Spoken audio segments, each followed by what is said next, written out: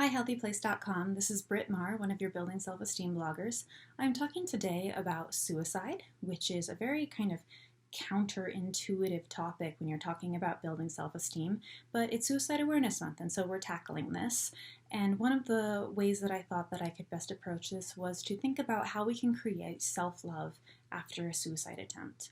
And one of the things I talk about in my article, and I think is the thing that I really want to touch on today, is the idea that suicide is a trauma.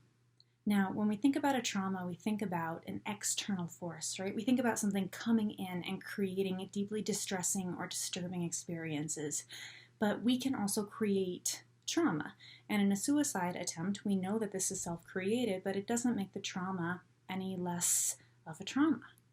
And I think that one of the ways that we need to approach a suicide attempt is the same way that we would approach a physical injury, which is if we break a bone, let's say that I break my arm, if I don't set my arm, if I don't go to the doctor and have them put it in the right place to heal, it's going to heal incorrectly.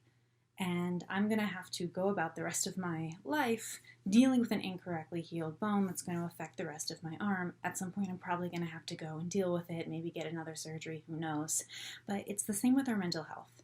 When we are dealing with a traumatic experience, or if we can even think of it as like a broken bone in our thoughts, we have to create the right setting in order to go forward with our healing. We have to create a mental cast, if you will. And otherwise, we end up not working through these traumatic memories.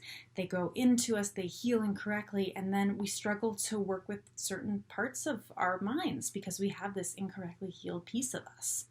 So even if a trauma is self-inflicted, it's still really important that we address it and that we find the healing that allows us to process it and move on.